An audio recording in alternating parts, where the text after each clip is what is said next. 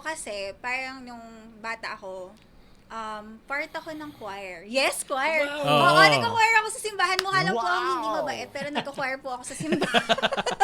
And nag-aral ako ng rondalya. Part ako ng rondalya nung elementary, tsaka nagda-drums din ako noon before. Mm. Pero hindi ako marunong mag-drums ngayon. So, kung sino man gusto magturo, kung sino man gusto magturo sa akin mag-drums, thank you. Charot. Pero yun yung pinagmulan kung bakit ako nahilig sa music. Part ako ng choir and nag-aral ako ng rondalya and drums nung elementary.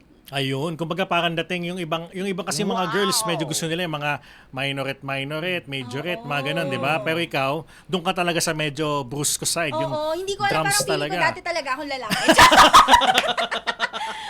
Oo, so yun yung doon ka nag-start. Oo, Ayan, doon oo. Ikaw naman, Sandino, I heard you had a band before, ano ba? Yeah. Ako naman, actually, this is surprising. Ano ka rin pala, nag-choir. Yes. Kasi ako Nag-choir ka din? Yes. Elementary. I was part of the choir. Oo. Sa UP Parish Choir yan. Oo. Sorry, UP. Wow, di Parish. basta-basta. Kasi sa neighborhood namin eh. Paano ka na-discover doon, Sandino, way back then na pwede mag-choir to o nag-audition ka? Ano yung story dyan? Yeah, we had auditions nung mga bata pa kami. Pero interest ko na talaga yung kumanta, mag-perform.